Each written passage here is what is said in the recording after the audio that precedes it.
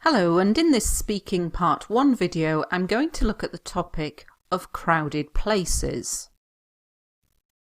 What kind of places are often crowded? Well, in major cities, particularly during the rush hour, public transport is always crowded. Buses and trains are jam-packed with commuters going to work. It is virtually impossible to get a seat at such times, and personally, I hate travelling at peak times. So if you get asked questions about places which are crowded, you need other words for crowded. So for example, jam-packed is quite an informal word and it just means crowded. The rush hour is the time in a city or town when there are a lot of people travelling to work. In the UK, it's usually between 8 and 9 o'clock. Another way of saying rush hour is at peak times. So it's the times when things are at their busiest. Commuters is another useful word for this topic, and it's very useful for IELTS writing for describing people who travel to work. So if you're writing about the environment, for example, and saying that commuters need to get to work, so the public transport network needs to be improved, otherwise there will be lots of cars on the road. So commuters, this is the noun to describe people travelling to work. They may also ask you, when was the last time you were in a crowded place? Because I commute to work, then I'm faced with this on a daily basis. The underground is always teeming with people, so I'm in a congested place every day. So I'm using commute now as a verb. IELTS examiners like it if you can show flexibility in your use of language. So you can use words as a noun and as a verb. I am faced with this, so something you have to deal with. I am faced with this on a daily basis. Very useful phrase for meaning every day. Teeming with people, this means full of people. Very useful phrase for talking about your hometown or city that you live in at the moment.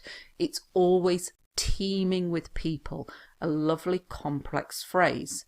And another word for crowded is congested. And finally on this topic, they may ask you, how do you feel when you are in a crowded place? I try not to focus on it, because if I think about it, then it stresses me out. I don't have claustrophobia or panic attacks. I'm not that bad, but I certainly don't feel comfortable when I'm in an overcrowded place. So overcrowded is another word for crowded. So we've got crowded, overcrowded, congested, jam-packed, teeming with people.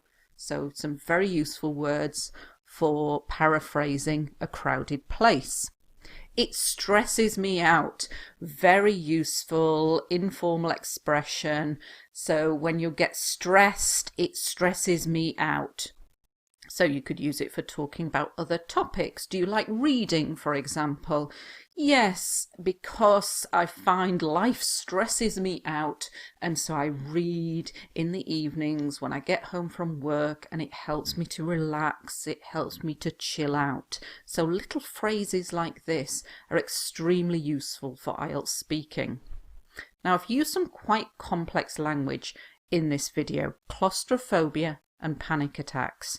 If you don't feel comfortable with these phrases, then you can stop the video now. But if you'd like to learn more about these phrases, I'll explain what they mean. To have or to suffer from claustrophobia. This means a fear of small spaces. Any noun that ends in phobia means a fear of something. So for example, aquaphobia is a fear of water. Claustrophobia is a fear of small or enclosed spaces, and a lot of people suffer from this. The adjective is claustrophobic, so you could say I am claustrophobic and so I don't feel comfortable in small spaces. Some people don't like going in lifts or elevators because they're small enclosed spaces, and if you suffer from claustrophobia, you would feel uncomfortable.